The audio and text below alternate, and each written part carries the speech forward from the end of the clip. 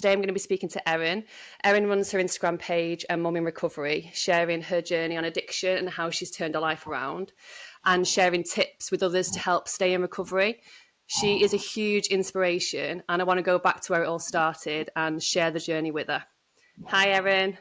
Hi, thank you so much for having me on. I really appreciate it. Oh, honestly, it's my pleasure. I'm so excited. I've been following your Instagram and I am amazed. And I know there's so much more to it. Obviously, you've only touched the surface really with some of the things you've said. And I'm just think that you will inspire someone and you will help someone because there's so many people that have been in similar situations. No, definitely. I think addiction is a lot more widespread than we actually think.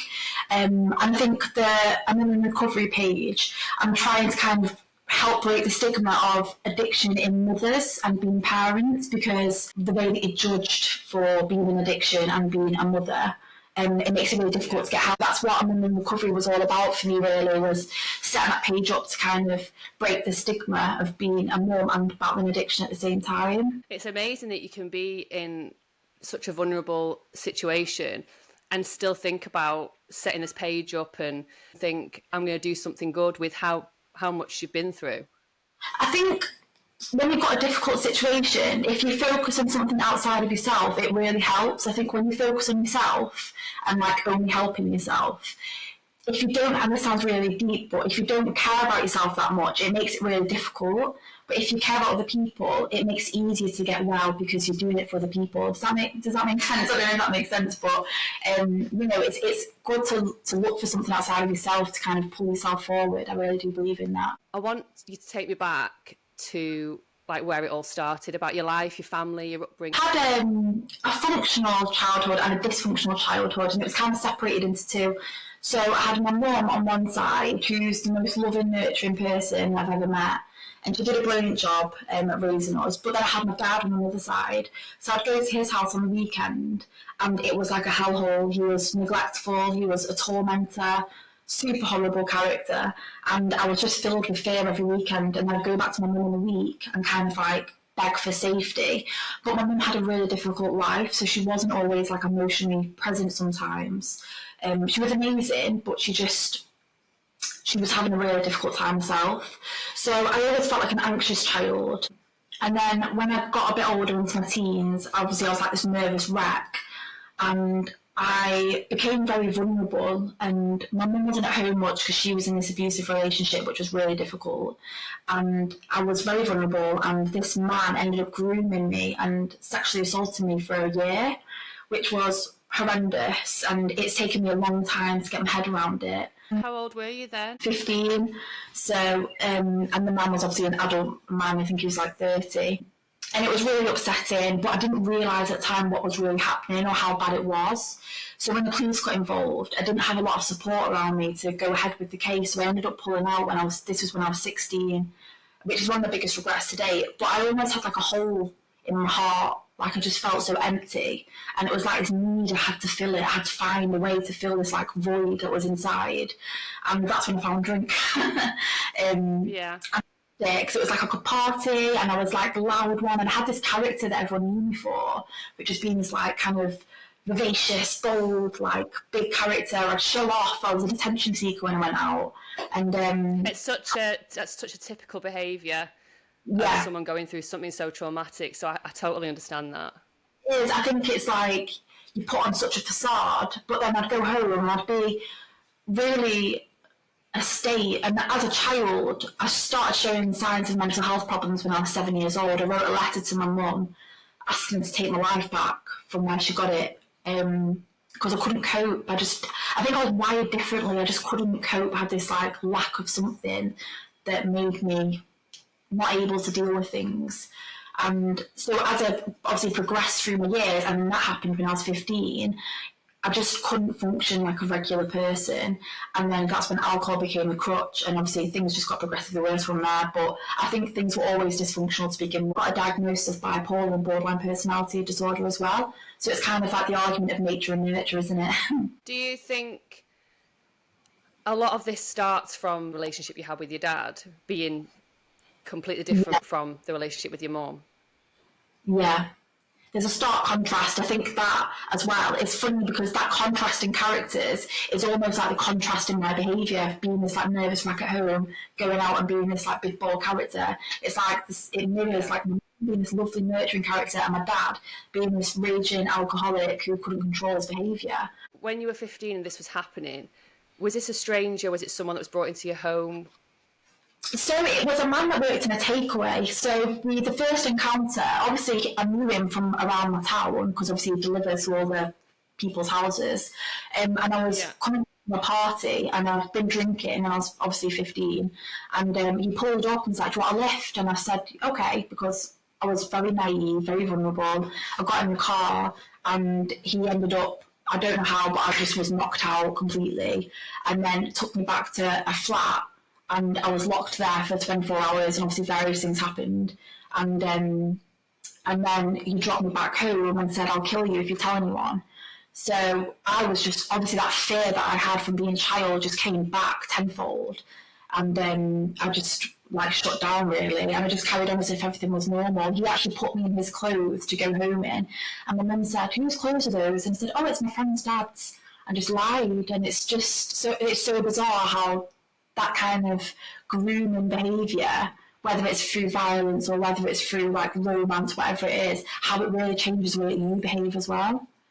Yeah, 15, such a vulnerable age. And I think going through what you've been through, you want to be loved, you want to be liked, you want someone to give you that attention. And I think that's where it falls into a category where you start to blame yourself when you shouldn't. And I think that's traumatic on its own for such a young person to blame themselves and have the guilt. So it's how do you get back from that at 15? And I think that's where it starts to spiral, doesn't it? Yeah, definitely. And I think as well, being a child that really wanted the father's love and not having that, obviously when a man comes along and then starts kind of love bombing you, even at 15, it's like a father figure and you think, "Oh, this is someone that could maybe love me." And you just pander to it and you fall to it, and even though it's like a lot of violent threats and nasty behaviour, the nice bits, you think, "Oh, there's a little bit of nice there, maybe like this is, I'll get treated nice." At what point did you realise it was wrong and what he was doing was wrong? Every single time I was forced into something sexual, I felt sick and I had this sinking feeling that like this is wrong. And I think it was, I went for a meal with my family and he was sending me text messages about how if I didn't meet him afterwards, he was just going to beat me up and do this stuff. And I just thought, I can't do this anymore. And I just broke down to a friend, crying, and they rang the police. Throughout my life, I've always had really good friends, but the friends I had, obviously, they were also 15, so they weren't very mature. So obviously, they told the police, but then went and told the school that I was up to no good, sleeping with this older man, and then obviously rumours would go around about me and then things like that. So it's kind of like children dealing with adults. The rumours are so detrimental to mental health. Yeah, they really are. Even the smallest of rumours, I remember in school something, so minor probably about me, and it makes you feel vulnerable. It makes you feel like everyone's talking about you, and that has a huge impact on your mental health at such a young age.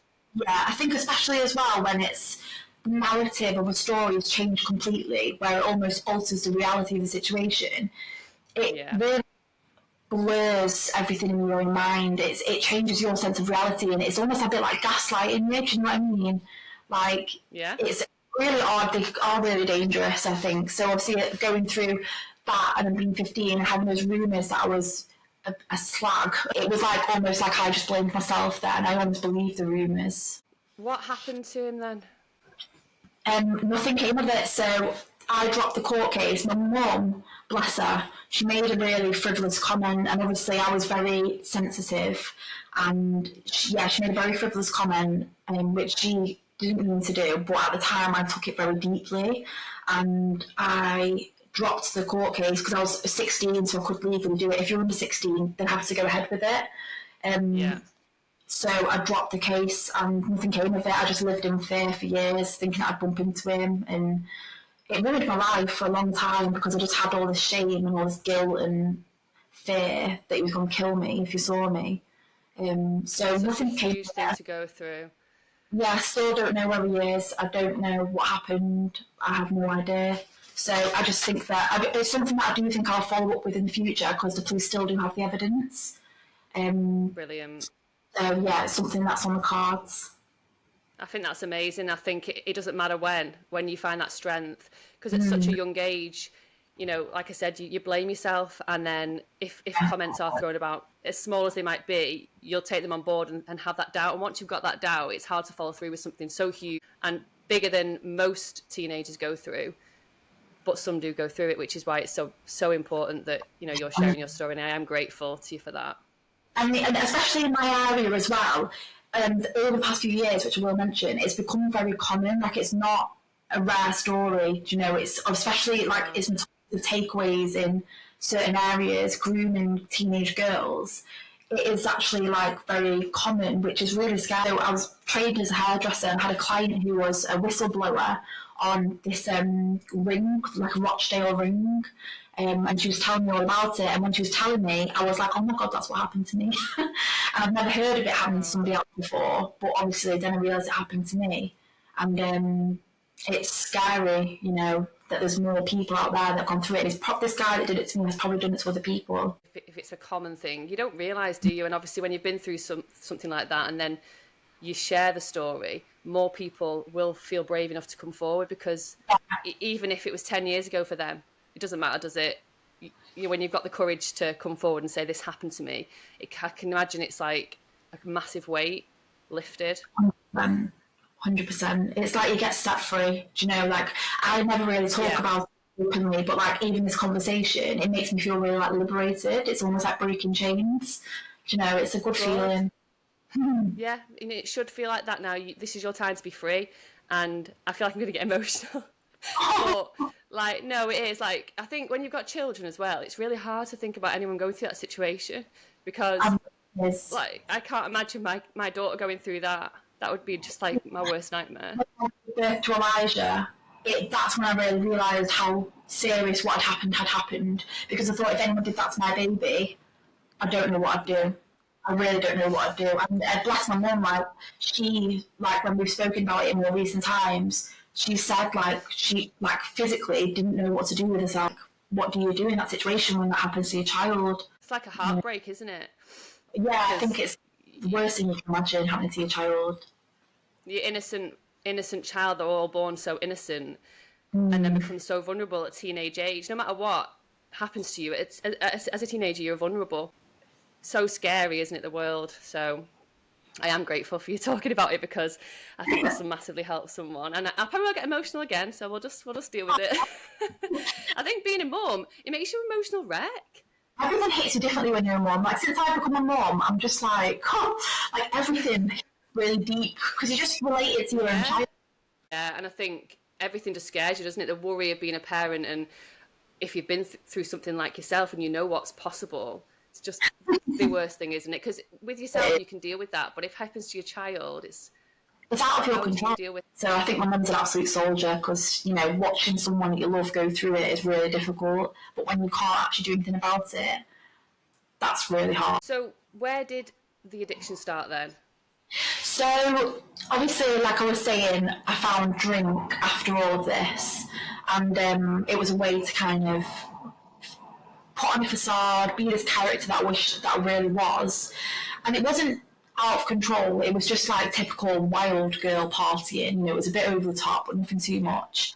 And at the time, I was under mental health teams because I was having like quite, how would I describe it? Like chaotic behaviour and like mood changes, and I was showing these symptoms of kind of like recklessness and stuff like that, and very suicidal. And because of that, I ended up going into town, Manchester, where I'm from, and I was like just being really reckless and you know taking risks. And the man approached me and said, "Do you smoke?" And I said, "Yeah." And I thought he meant weed, and he offered me a pipe, or like what I thought was a pipe of weed, and it wasn't. It was crack cocaine. So anyone that's ever taken it or knows anything about crack cocaine, it's extremely addictive, and it's like a hook, line, and sink. Like once you've taken it, you really are game over, do you know? So I had it, that was it. It was like, it was just a pivotal moment where everything went downhill from there. That being your first time taking it, how did your body react? So I just remember feeling like my body flutter, like everything just went like, like that's the only way I can describe it. It was like a surge and a rush of energy. And it was like that feeling that I got with alcohol, like that big bold character, that amplified by 1,000. I just became this like inside of my soul came out, you know, and that's how it felt. Obviously that's not what really happens. It's horrible, you know, the come down and everything that comes afterwards is horrendous, but that initial buzz just swept me off my feet, and I felt like this is freedom, like I'm away from all that negativity that's in my mind. It's like when you're drunk and you can forget about your problems for a bit, but then the next day your problem seems 10 times worse. So yeah. I suppose that was like an escape for you then, wasn't it? Yeah, 100%. It was just a way to run away from everything. And again, it goes back to the fact that this issue that I have with, or did have with men and like wanting a father figure, like this man who offered me the crack, I almost again was seeking his approval, like, oh, it's another person who might accept me and like might love me like a dad would. It's really distorted thinking, but it's really typical behaviour of a young girl who's been abandoned and neglected by a father. It's really typical behaviour to seek out that father figure elsewhere. So it was like another opportunity for me. It makes so much sense when you say it, to be looking for that, because I think people search for that in life anyway, for someone who has a good father figure. They kind of look for their attributes in that, you know, someone they want to be with or a life partner. I think it can work both ways, and I think that if you're treated badly, you allow that to happen in the future. It's really common though, that kind of behaviour, and people seek out the same thing, the same situation, in order to understand what happened the first time better, if that makes sense. Yeah. So like you almost want history to repeat itself so you can find out what went wrong the first time.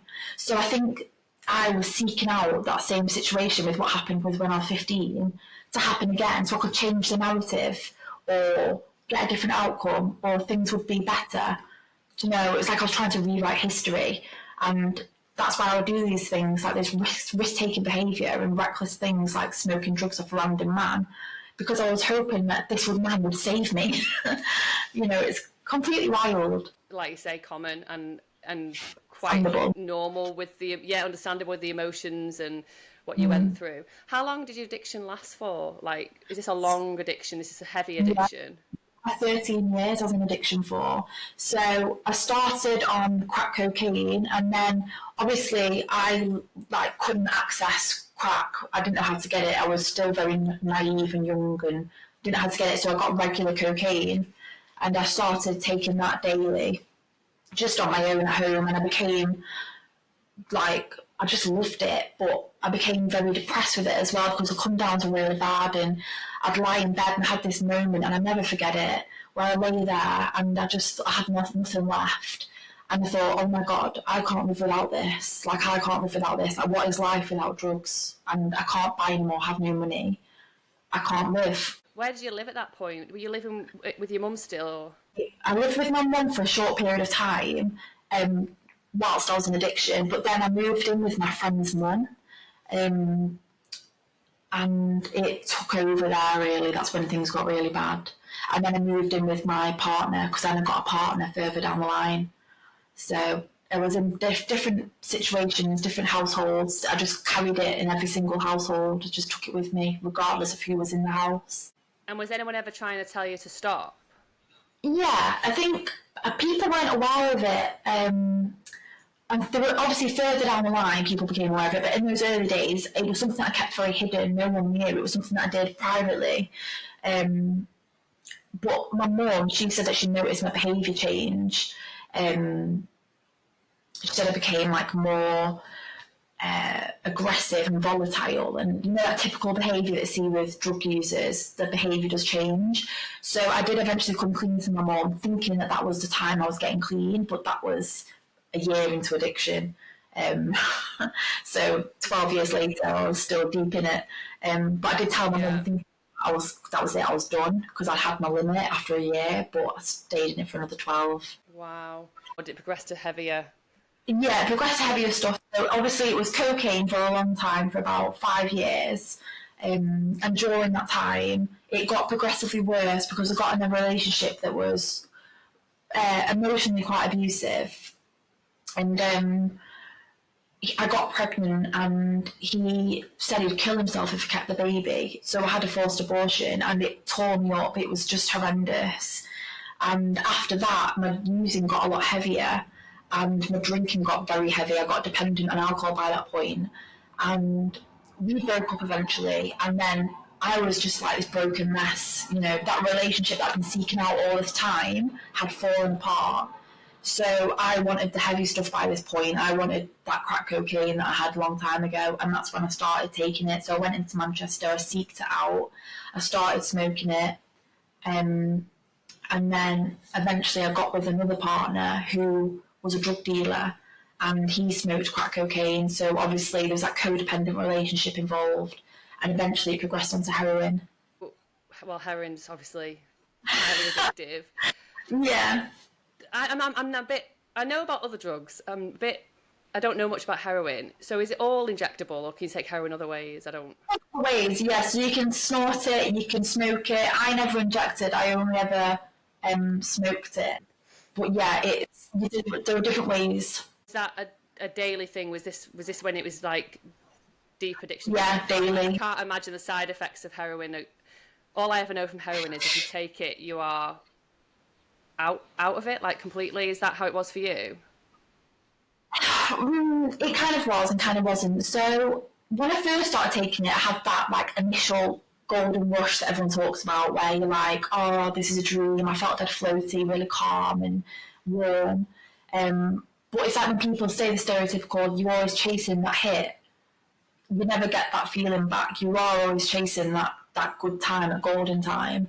So at this point when I started taking heroin, I had become street homeless. So that partner that I was with, that was a drug dealer, we'd broken up because he was very violent, and I ended up being on the streets, homeless. And this is when I started taking heroin, because I was in so much pain. Someone said to me, "Oh, it's a great painkiller. Like it'll stop the pain, physical or mental." So I thought, amazing. Who says that about heroin? But I did. You know, that's how I felt. And so that first time I smoked it, it was like really amazing and golden and great. And then I just kept smoking it to try and get that feeling back. But I never got it back. But what did happen was I became physically dependent. So you get, obviously, that physical dependency where you get like the flu symptoms. It's horrible. They call it a rattle. And you're just basically smoking it to get rid of them physical symptoms by that point. I didn't really get anything from it after that. I didn't know that. So that's where it becomes something you can't really get away from, because the effects of it are so horrendous that you're just trying to fight back on that constantly. That's exactly it with heroin. It's kind of like, because I'd say crack is more mentally addictive than heroin for me, because it's moreish and you just want more and it makes you chase it. Heroin, it makes you tied to it in a different way. It's a love-hate relationship because it makes you so sick where you can't move, it's really not nice, but it makes you well, so then you love it again. So it's like this love-hate relationship where you're like bonded to it because it's the one thing that keeps you well, but it's the thing that makes you sick. Yeah. So it's really toxic. It's like a toxic love. Yeah. You know? And it's like a vicious circle that you struggle to get out of, isn't it? Mm. I never even thought about it like that. Like, it's obviously not good, but it's so interesting to hear that the two different types are one that you're chasing for that nice feeling that people talk about when they take drugs, and one you're taking because you literally feel so ill from not taking it because you've taken it. That's so scary. I think it's really important as well. It is scary. I think it's important to mention as well that, like, with the crack, I smoked it once and I was completely hooked and I needed more, but I got cocaine, obviously. With the heroin, I smoked it once and I didn't get hooked straight away. And this is why it's dangerous, because you go back thinking that you've got control of it. Like, oh, I don't want it. I'm not dying for it. I'll do it again because why not? So you smoke it a little bit, you smoke it a bit more, you smoke it a bit more, and then eventually you end up sick. Before you know it, you need it. So that's why it's so dangerous. How easy was it for you to get heroin? Really easy. It's so easy to get anything. All you have to do is go to any city and stand on any corner, and you can Really? always spot. Oh, it's so easy. It's so easy. It's scary how easy it is. It really is. I think when you're accustomed to that lifestyle, you can recognise it from a mile away. I think for like a regular person, they might be like, "Oh, I wouldn't know," but like if you really want it, you can find it very easily. Would you be waiting on corners and just waiting to find someone to get something from? When I first started crack, the first time I went to seek it out, that's what I did. I literally waited in Piccadilly Gardens in Manchester, and I like pointed someone out. I was like, "He looks like he might sell it," and he did, and that's what happened. When it was the heroin, I was homeless, so I was living on the streets. So because I was homeless, people would approach me and say, "Do you want this?" Like dealers approach the homeless quite often because a lot of them are addicts, sadly. Yeah. Um, so they'd approach me. So it was really, and I was approached to take the heroin. So it was like on a platter almost. So, It's quite scary. I mean, being homeless in itself is hugely scary, I can imagine. Was it, did you have somewhere to stay, as in like the shelters, or were you indoor No, windows like you see people? yeah, I was literally living in shop windows and doors and and the concrete. I don't know what you'd say. The streets. Yeah. I think they came to a shelter. So I was in a different borough from where I'm from, so they couldn't help me. I had to go to a different borough where I'm from to get help. But I didn't want to do that because there was people like that man from when I was 15 that were in that area. I didn't want to be in a vulnerable position in that area in case anything, like I was spotted or anything.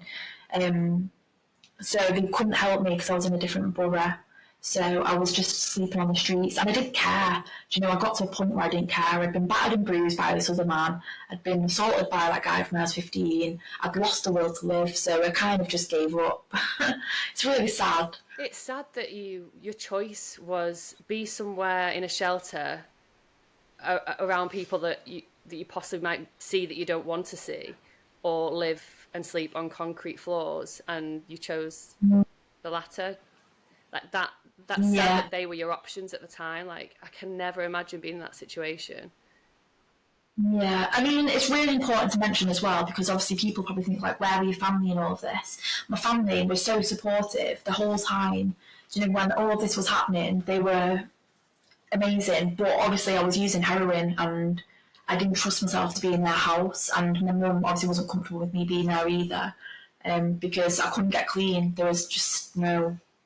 So there was no choice, no option of what to do, and I just gave up. I just literally, I remember the first night I sat on the streets, I just thought, oh, whatever, I'll sleep here. Like, did you So, have yeah. blankets, cushions? Did No, so I got some cardboard and I just slept on the floor. One of my friends from high school was actually street homeless, and I bumped into him and I just slept on the cardboard. And then obviously, the more time you spend on the street, homes charities do come out and help. They're a massive help, honestly. If you ever get a chance to donate, 100% donate because they do really help. They'd give you a sleeping bag and bits and bobs like that. So you end up collecting things over time. so that's really really good that you mentioned that, because I'm always a bit dubious with charities, where the money goes and is it actually funding into helping people. So that is huge Yeah, for me and anyone who's listening yeah, to know that it actually does help people. really does help. So there are so many services and charities that really help when you're on the streets. There's one in Manchester called Barnabas, and it's amazing. They give you a hot shower every day, hot breakfast. It's incredible, and there's so many services that come out on the streets and do hot meals, give you blankets, clothes, things like that. And when you've got nothing, that means the world. So I can yeah, they imagine. are really good. So how long were you on the streets for? A year, which is quite a short time compared to most people that live on the streets. You know, most people are on the streets for a very long time when they're on the streets. So I was only on it for a year. So I'm quite lucky. Oh, just the fact that you're saying you're lucky, like, because that's the situation you were in, and in fact, compared to other people in a similar situation, you are classed as lucky. Like, I can never imagine being in that situation at all. So, like, my heart massively goes out to you, and I think that you're an absolute warrior to be where you are Oh, now, thank sat talking to you, me kind. and trying to help people. I still just think you're amazing. Every time I'm speaking to you and everything you're saying, I just think, wow, how are you here now? Like, it must be, you must Oh, be, you should be so proud of yourself, honestly. it's so nice to hear because sometimes I don't believe my story. I'm like, how has this all happened? So when I'm saying it out loud and I'm kind of like, oh my God, this is what happened, Yeah. it does make me feel really proud, but it's really nice to hear that as well. So thank you. No, you should be so proud of yourself, and you just got to keep going and doing what you're doing. So you're on the streets a year. How did you get off the streets then? What was the next step? So I met my current partner when I was on the streets. Okay. So he got a flat when he was on the streets. He ended up a year. I met him after 6 months of being homeless. So 6 months later, he got a flat from a charity called Housing First, and he moved in there. And he was like, "Come stay with me." So I stayed with him there. So that's how we got off the streets. And So you went and stayed with him. yeah, And how long till baby came along? so baby came along a year later, I think. A year later, about maybe a bit longer than a year. So So yeah, when you moved into the flat, see the partner you moved in with, is he still your partner now? yeah. So he's called Tommy. So Tommy. he's still my partner now. And so Yeah. you and Tommy moved in. Was Tommy in addiction like yourself, or? So Tommy's story is really sad, actually. I'd love for him to share his story, but he's very shy. So Tommy was street homeless for 13 years. So he lived on the streets, obviously, 13 years, and was using heroin, injecting, very deep in addiction, a lot of mental health problems, a lot of trauma, and he's turned it around amazingly. He's worked so hard. And when we moved into that flat, we were both in addiction, so it just became somewhere where we could fester in our addiction together. Yeah. It didn't get any better at the beginning. But he's done so amazing now. He's absolutely doing great. But it was almost just like a nest to take drugs and use drugs and be crazy. And eventually, what happened was I ended up getting like a bit of psychosis and getting put on a psychiatric unit 6 months after we moved in. And that's where I found out I was pregnant. Wow. So we sectioned. Is that what it's called? Yeah. And did you do that yourself, Yeah. or did someone? Because I know this. You can either section yourself, or someone can section you, can't they? I don't know how it works. I know, so I was sectioned. So you can go in informally or you can be sectioned. So I was sectioned. What was I that time? I think I might, because I've been in a few times, but I think I might have gone informally actually. I can't remember. But either way, I'd gone into hospital and I was in hospital for 6 months. But I remember the day I found out I was pregnant and it's the best day of my life.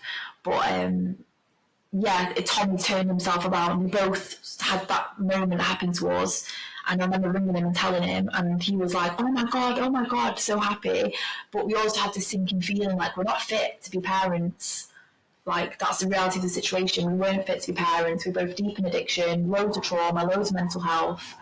But we have this child that we want to turn it around for. So we did. We just knuckled down, got to it. And that's what makes you both fit to be parents, because all the stuff you've been through, all of the trauma, and you both made a choice and you chose to be better for your child. And that is the best thing and the best gift that you can give to your baby, because some people, unfortunately, can't do it, because it must be the hardest thing in the world to choose to change, because you've not chose all the things that have happened to you. That's been a Yeah. version, events that have unfolded, no fault of your own. The start of it is just a horrible spiral.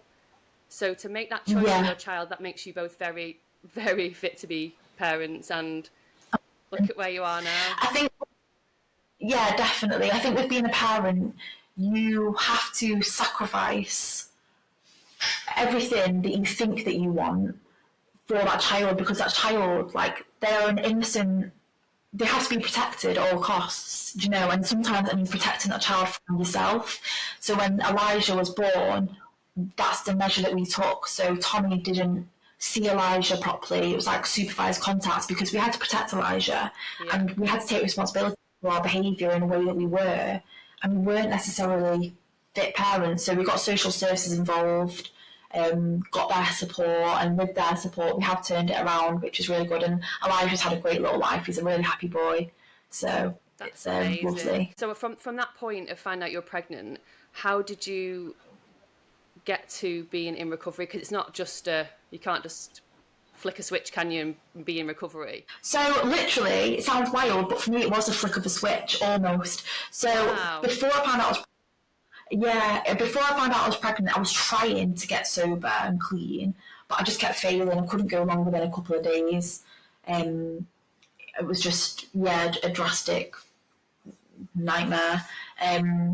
And then when I was about 6 weeks pregnant, obviously that's when I found out, and it was like a flick of a switch for me. I had to literally, because from that moment I found out I was pregnant, if I was to use drugs, I'd knowingly be causing harm to my baby, and I couldn't live with that. So I had no choice. I had to stop. So I went on a methadone program, which is like a replacement of heroin to like stop you from being sick and poorly, and then they wean it down. So I did that, but I literally, something just switched in my brain, and I just thought, I can't hurt this child. It's like what I was saying at the start, you need to find something outside of yourself to focus on.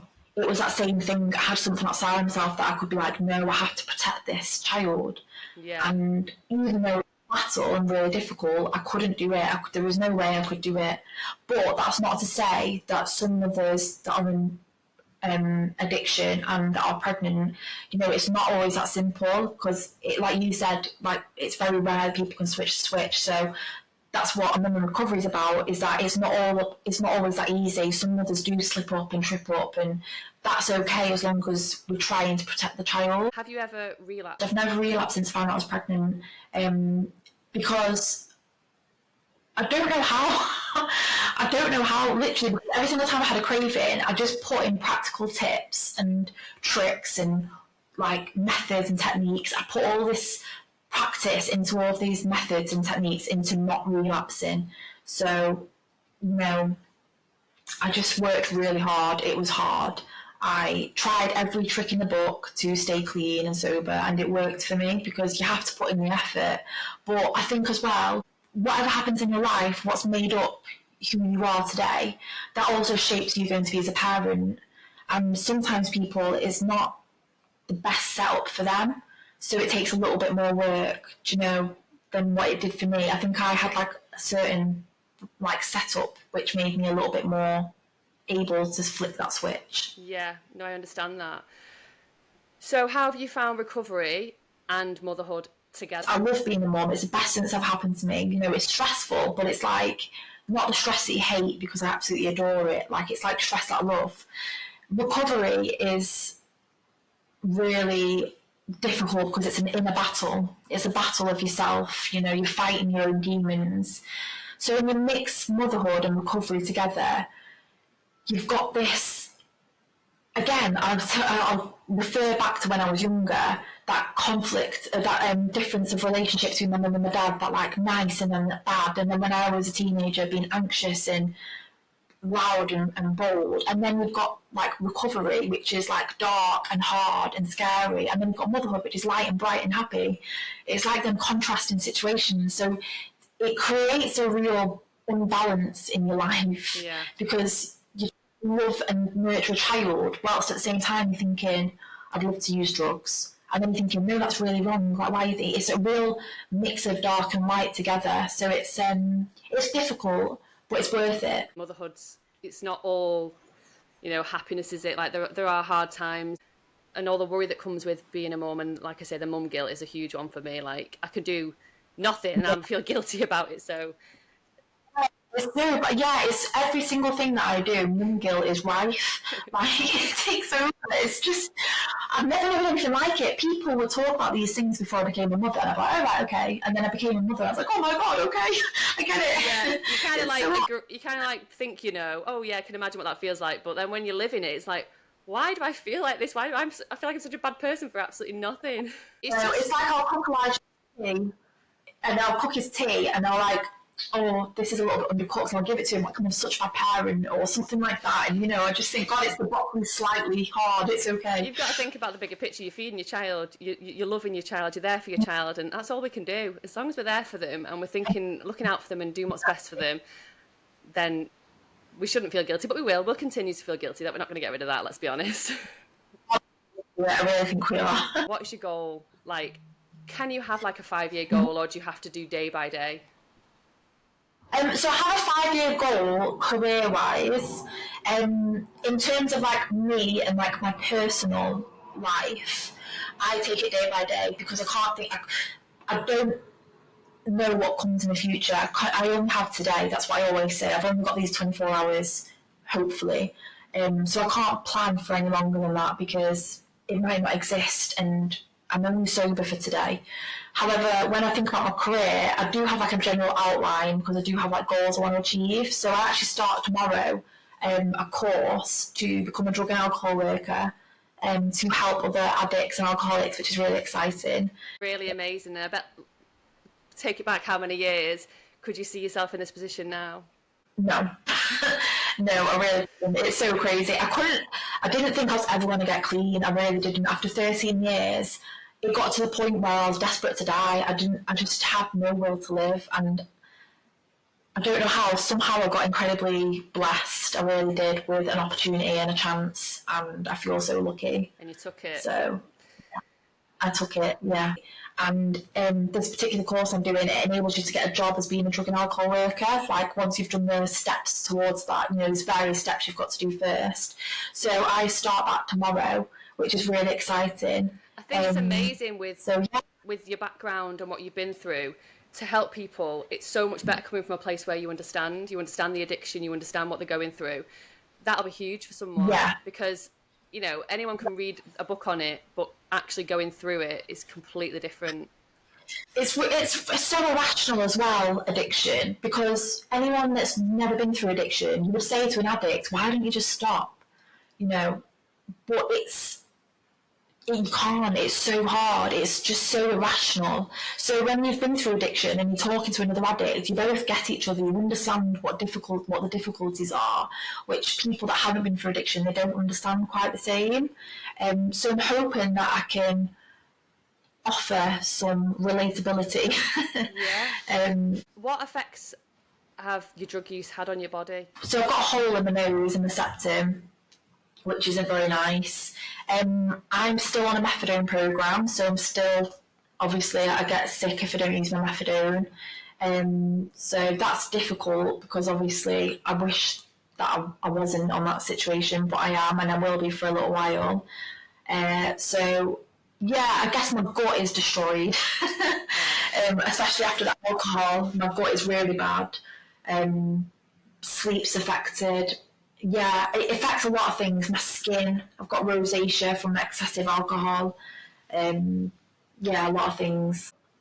What advice would you give to someone who is battling addiction and found themselves in similar situations that you've been in? I would say hold on, because there is a better day that will come, and I know it feels like when you're in addiction, like there is no way out, but there absolutely is, because at the pit of it, like I found a way out, and that wasn't just getting pregnant. It was the glimmer of hope that I had before I got pregnant, that things could change, and you will find it. Like absolutely, you will find it. It will come. You just have to hold on. So I really do believe in just powering through, like holding on for one more day at a time, and yeah, try looking for something outside of yourself that you care about. Because when you're in addiction, we don't really care about ourselves, so we don't have that ability or that want to fix ourselves. So if you are deep in addiction, find something outside of yourself that you love so much, that you care about so much, that you want to fight for, and let that be your starting point. Yeah, and I think it's so important to believe in yourself because, and I say this quite a lot, that you can't wait and expect someone else to believe in you and give you that push. It's got to come from yourself, hasn't it? No matter what you're going through. does, but I think it's really important that when you are in the pits and the depths of addiction, you don't have generally any positive feelings about yourself. You know, that belief in self is gone, so you have to kind of fake it till you make it. It's really important that you fight, like, believe in somebody else, believe in something. As long as you can believe in something, you can grow that belief in yourself, that will come. But when you're deep in that addiction, sometimes we don't have belief in ourselves. It's just like, you know, we've done all the shameful things, like, who are we? We don't even know ourselves anymore. So just finding that external thing that you can anchor yourself to pull yourself out, and then we can work on all the self-love. Do you know what I mean? Yeah, I suppose it's like you're constantly masking and masking and masking all these emotions and all these things that you feel guilty about, all the things that have happened to you. To try and turn that around must be like so hard, but like you're saying, something will happen, just keep going. Yeah, absolutely. Something will happen, something will change, and I do believe something good will come to everyone. You know, things do change. It's just so hard, but it's so doable. I totally agree. I think there's always a changing point for someone. And I do think when that moment's there, they have to take it. Some people struggle to do it, Yeah, I can't imagine being in that situation. But anything that you think could possibly help change, you've got to take that opportunity, haven't you? That's you've got to take the opportunity, because anything that seems pivotal, grab it and yeah. run. Um, yeah, because you don't know when you're going to get another chance, but you really have got to take those chances. What's your biggest fear? Relapsing. I'm absolutely terrified of it. I have nightmares about it every night. I'm scared to death of relapsing because I know I would lose everything. I'd lose everything that I love. And that fear keeps me from relapsing.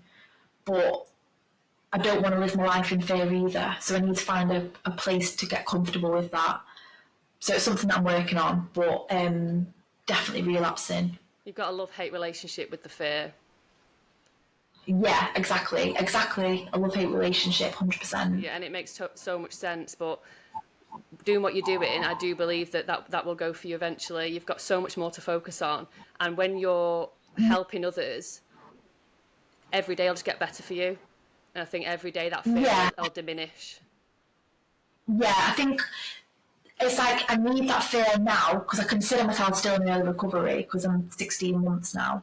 So I need that fear now because that fear keeps me clean and sober. But once I've got another drive to keep me clean and sober, which is I'm helping someone, Yeah. then that'll be the motivator. So I'm hoping that it'll all shift. But at the minute, yeah, definitely relapsing. Have Yes. nightmares about it every single night. That's understandable. I totally get that. Positive news though. Congratulations. Baby number 2. Yes, I'm having baby number 2. How Very exciting. excited. I'm so excited. A surprise baby, a lot sooner than I thought, but we are really happy because we don't want to have any more children than 2. So Yeah. we're happy with that number. And we're really happy with the age gap between Elijah and the next baby. And yeah, we're just so happy. Like, our life is so beautiful. It's filled with positivity, great people.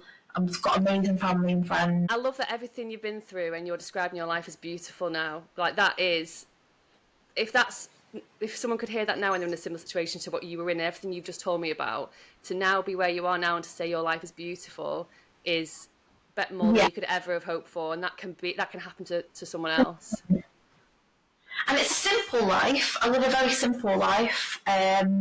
I don't have a lot going on. I don't have a fancy. I don't even have a car. I don't have nice clothes or a beautiful house. I live a very simple, basic life, but it is a beautiful life. And you know, it can absolutely turn around from wherever you are and how dark it feels. It can turn around to something beautiful. Yeah, and you get to watch and be present for your child. You can't buy that. It doesn't matter what you're wearing, it doesn't matter what car you drive, or even if you've got a car. If you can be present in your child's life, like you've won the lottery. Yeah, exactly. I'm devoted to Elijah and his upbringing, and the next baby will be exactly the same. And there is nothing like hearing him laugh and Yeah. smile and just like last night I was put into bed and I was just looking at his face and he was asleep with his mouth open and he looked dead cute. And I just thought, oh my God, I grew you and I love you so much. And there is no feeling that is better than love. No. And loving a whole person is just the best thing. It is. They are the best gift. And I always think about growing your baby and giving miracle, like you've grown a child, a human inside your body. I was brushing my teeth this morning and my gums have started to bleed because that happens when you're pregnant. And I keep thinking, like, you know, you can leach calcium from your teeth to grow the baby's bones. And I keep thinking, like, my body is actually growing a whole human right now. And I don't know, I just find it amazing. It's amazing. It blows my mind. I'm so proud that I did that. That's my proudest thing that I've ever done. Is bring life to the world. It is amazing, and isn't my it? second baby was a surprise, and he just came at the right time, and I didn't expect it. Yeah, I feel like you can plan it all you want, but if when they're there, it's just the right time. I didn't realise I needed him, but That's so sweet. I'm very excited, so I'm really happy about that. Well, it's been amazing talking to you. Honestly, I can't express how grateful I am to speak to you about your journey and for you to be so open with me. To be asked to come on, it's really a pleasure. So thank you so much. Honestly, it's my pleasure. Like, your story's amazing. You're going to help people, and going into this job that you're going to do will just be so amazing for you. And just continue doing what you're doing and just be proud of yourself. Thank you. I really appreciate that. It's so kind. I hope it helps someone. I'm sure it will. This podcast will be out soon, and it'll inspire so many people. It can help someone understand it a little bit better. Yeah, definitely. Hope so. That'd be really good. Get back and take care of yourself, and thank you again so much. Thank you so much. Take care, Erin.